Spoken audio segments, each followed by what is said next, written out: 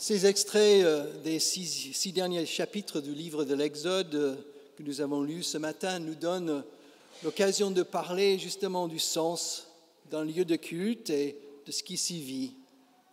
Nous avons déjà commencé cette quête de sens du culte en parlant de notre déroulé liturgique ce matin comme un dialogue avec Dieu. Dieu nous parle à travers les paroles des pasteurs et des paroles bibliques et nous lui parlons dans les prières et dans nos chants. Et c'est ainsi que nous pouvons dire que le culte est un événement où la parole circule librement entre Dieu et nous. Je vous invite maintenant à poursuivre la réflexion en nous focalisant sur le sens de notre lieu de culte ici. Pourquoi y venons-nous ? Comment se fait-il que chaque dimanche nous pouvons rendre un culte au Dieu de Jésus-Christ dans ce lieu ? Et quel est le sens des objets, des meubles qui constituent le cœur de notre temple, un peu cette tente de la rencontre symbolisée dans le texte que nous avons lu. Ces trois questions, nous les mettons en résonance avec ce récit du temple portatif que le peuple a construit avec Moïse dans le désert pour rendre un culte à Yahvé, à l'Éternel. Commençons notre réflexion par le sens de notre présence dans ce lieu ce matin. C'est intéressant de noter que notre récit commence par l'appel, la rappel d'une des 10 paroles, celle sur le respect du sabbat. Pour démarrer la réalisation de ce lieu de culte dans le désert, voici ce que Moïse dit au peuple. Voici ce que le Seigneur a ordonné de faire. Il y a 6 jours dans la semaine pour travailler, le 7e jour et le jour de sabbat, le jour du repos, que vous réserverez au Seigneur. C'est donc cette parole sur le sabbat qui fonde et donne sens à ce projet de construction que le peuple va entreprendre. Et pour rendre un culte à Dieu, à ce Dieu libérateur, le peuple a besoin d'un lieu approprié, avec des personnes habilitées pour célébrer le culte, avec des objets adéquats, avec des paroles et des gestes qui concrétisent la célébration du culte.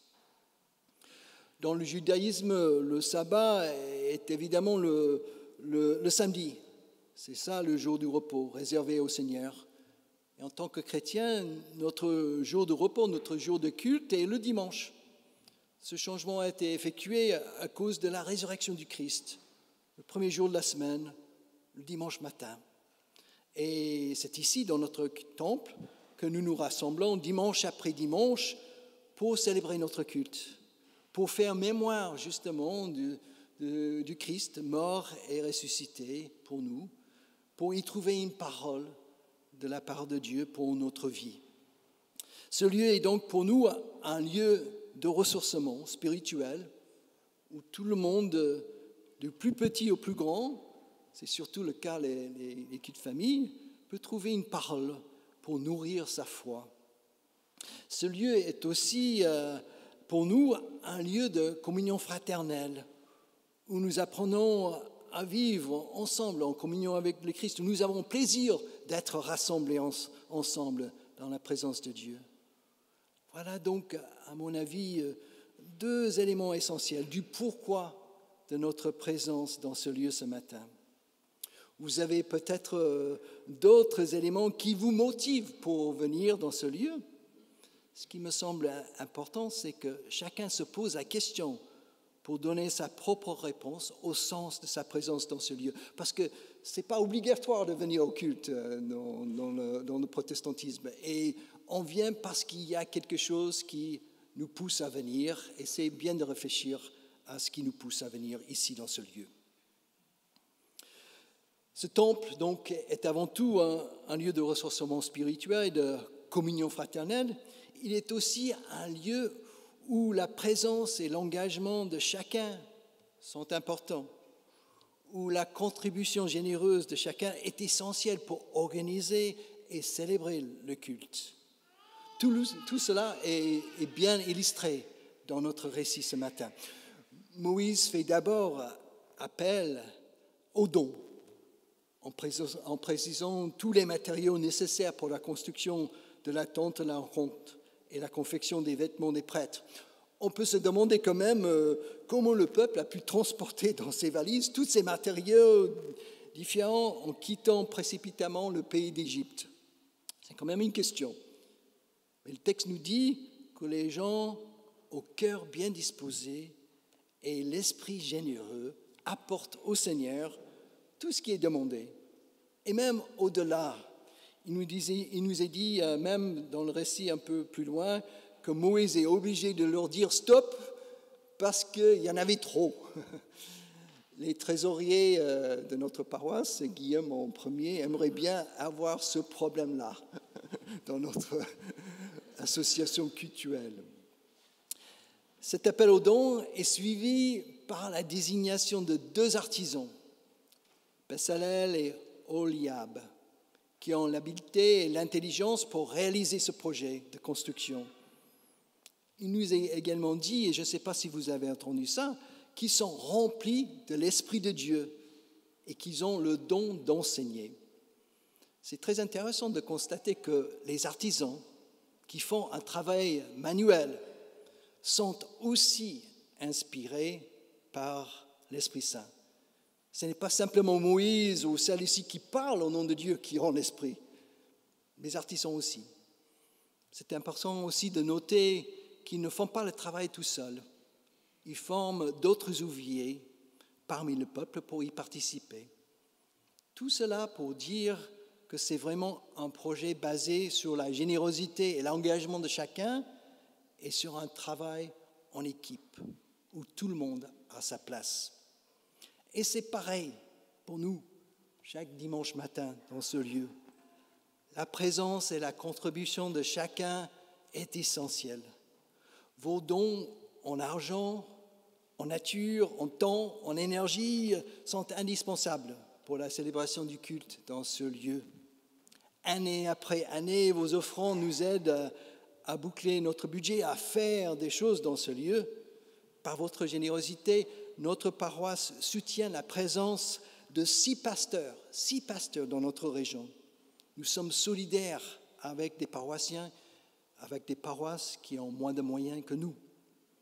Nous venons de commencer un projet de rénovation pour la mise en norme du local scout et vous avez reçu un appel aussi aux dons de nos trésoriers.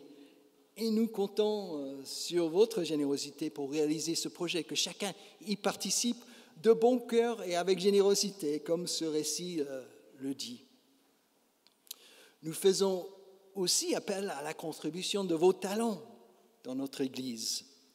À chaque culte famille, il y a une quinzaine de parents, vous avez vu ces parents, qui accompagnent vos enfants dans l'apprentissage de la foi à partir des thèmes que nous abordons et avec une pédagogie adaptée à leur niveau. Cette équipe est vraiment formidable, c'est un grand plaisir pour nous en tant que pasteurs et nous avons besoin toujours de l'étoffer et de la renouveler. Il y a d'autres services à offrir aussi et nous faisons toujours appel à vous. Il y a aussi des occasions de service à l'entraide, dans des services de l'entraide pour des engagements ponctuels ou à l'année. Comme les Israélites dans le désert avec Moïse, nous avons besoin de la présence et de la contribution généreuse de chacun pour assurer le culte dans ce lieu. Et c'est pourquoi nous parlons si souvent de sacerdoce universel. Qu'est-ce que ça veut dire? Chacun est prêtre ici, dans ce lieu. Il y a plein de prêtres ici. Chacun a une place, chacun a un ministère, un service à offrir. Ensemble, nous rendons un culte à notre Dieu dans ce lieu. Nous arrivons à la dernière étape de notre réflexion ce matin, après avoir évoqué ces 2 questions de sens.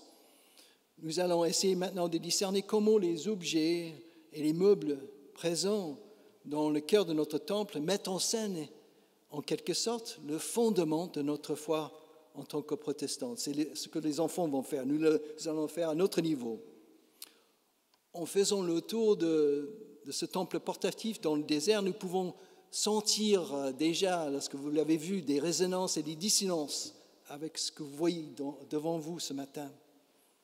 Commençons par cette tente au centre de cet espace cultuel dans le désert. C'est un peu comme comme ce cœur ici. À l'intérieur, dans la partie la plus sacrée, le Saint des Saints, qui est fermé par un rideau, se trouve un coffre dans lequel sont déposées les 10 paroles de l'alliance que Dieu a faite avec son peuple. C'est le centre de ce lieu de culte. Le couvercle de ce coffre est désigné en hébreu par un mot qui veut dire couvrir ou pardonner le péché du peuple. Il est flanqué de 2 chérubins. Ils symbolisent ensemble ainsi le trône de Dieu, le lieu de sa présence parmi le peuple. Il n'y a pas de représentation de Dieu dans ce temple, comme il y a dans les temples païens. Dieu est totalement libre de venir habiter cet espace ou pas. Et comme vous l'avez entendu, la gloire de Dieu vient habiter cet espace librement. Si vous regardez devant vous, qu'est-ce que vous voyez au centre? Tout au fond, il y a une croix nue. Une croix nue qui dit que le Christ est au centre de ce qui s'y vit ici. Il est mort sur une croix pour nous. Même si le Nouveau Testament interprète sa mort comme un sacrifice, nous pouvons dire que sa mort met fin à tous les sacrifices, au système de sacrificiel. Le Christ n'est plus sur la croix. Il est ressuscité, il est vivant parmi nous et c'est la raison pour laquelle cette croix est toujours nue dans les temples réformés. Et cette présence de Dieu en Christ est une présence libre. Nous ne pouvons pas le capturer dans un espace ou le manipuler dans un geste. Cette présence vient par grâce à notre rencontre dans le culte et nous pouvons la recevoir en toute simplicité dans une démarche de confiance. Oui, dans cette croix nue au fond de notre temple ici, il y a déjà donc 3 grands principes du protestantisme. Le Christ seul, intermédiaire entre nous et Dieu, la grâce seule, comme la façon dont Dieu vient à notre rencontre en Christ, et la foi seule, comme démarche de confiance pour recevoir ce que Dieu veut nous dire, nous donner dans cette rencontre avec le Christ vivant parmi nous. Nous avons dit aussi que les tables de la loi, les 10 paroles, ont été déposées à l'intérieur du coffre, à l'intérieur du Saint des Saints. Notre parcours dans l'Exode nous a appris que l'Éternel, le Dieu libérateur, est avant Dieu un Dieu de la parole. Dans notre lieu de culte, la parole est aussi mise en avant, comme vous le voyez. Nous avons une Bible ouverte devant vous, juste devant le pupitre où la liturgie se déroule chaque dimanche matin. Et le pendant de ce livre ouvert là est cette chaire dans laquelle je me trouve actuellement, où cette parole biblique est interprétée, proclamée, prêchée, incarnée, actualisée, pour que chacun de nous puisse entendre de la part de Dieu une parole pour notre vie. Nous partageons donc avec le judaïsme cette centralité de la parole dans le culte rendu à Dieu. Après la destruction du temple de Jérusalem, où le temple portatif est vraiment construit en dur, le judaïsme va laisser tomber tout le système sacrificiel pour se concentrer seulement sur la lecture et le commentaire de la Torah dans la synagogue. Il va devenir exclusivement une religion de la parole, comme nous en tant que protestants. Ça nous amène à un 4e grand principe qui nous est cher en tant que protestants, les Écritures seules comme autorité souveraine en matière de foi. Si nous revenons au tabernacle dans le désert, il y a 3 autres éléments à l'intérieur de cette tente qui ont un sens. La table de présentation des pains, qui servait dans l'Antiquité pour l'offrande quotidienne du pain à la divinité. Mais nous pouvons y voir une référence à la manne, ce pain quotidien que Dieu donne chaque jour à son peuple dans sa marche dans le désert. Sur notre table de communion, où nous célébrons la Seine, nous avons aussi du pain avec du vin. Ils font partie de ce repas communautaire que nous célébrons dimanche après dimanche dans notre lieu ici, dans lequel nous avons communion au corps et au sang du Christ de notre foi, et communions les uns avec les autres lorsque nous formons ce grand cercle et nous partageons ce pain et ce vin. C'est l'un des deux sacrements que nous avons en tant que protestants, où le Christ se fait par grâce réellement présent dans ce temps de partage du pain et du vin. Il y a également dans cette demeure au désert un porte-lampe à 7 branches, une menorah. Il représente la présence de Dieu. Ça renvoie au buisson ardent, ce texte que nous avons vu, où ce buisson qui brûle, qui ne consomme pas, qui représente la présence de Dieu. Nous mettons de temps en temps, pas tous les dimanches, une bougie sur notre table, surtout lorsque nous avons un baptême, le deuxième sacrement que nous avons chez les protestants. Cette bougie représente aussi cette présence de Dieu, cette lumière de la parole qui nous accompagne dans notre vie de baptisé. Et nous allons donner tout à l'heure à François et à Delphine une bougie pour qu'ils la portent dans leur foyer et pour qu'ils aient un support pour parler avec Isée de son baptême. Enfin, dans l'attente de la rencontre, il y a un autel pour brûler des parfums devant le rideau du Saint des Saints. L'encens est souvent un symbole de la prière qui monte vers Dieu dans la Bible. Dans notre lieu de culte, chacun a accès direct à Dieu pour prier. Et nous n'avons pas besoin de support pour symboliser ces prières, c'est que chacun est devant Dieu avec sa prière. Si nous faisons, pour terminer, un tour rapide de la cour du lieu de culte au désert, il y a une cuve remplie d'eau pour la purification des prêtres qui y officient, les mains, les pieds, tout ça. L'eau qui a coulé sur la tête d'Isée tout à l'heure a également un sens de purification dans la symbolique du baptême, mais nous n'insistons pas trop sur cet aspect-là. Nous préférons voir dans l'eau le symbole de l'amour inconditionnel de Dieu qui est posé sur Isée en ce jour de son baptême.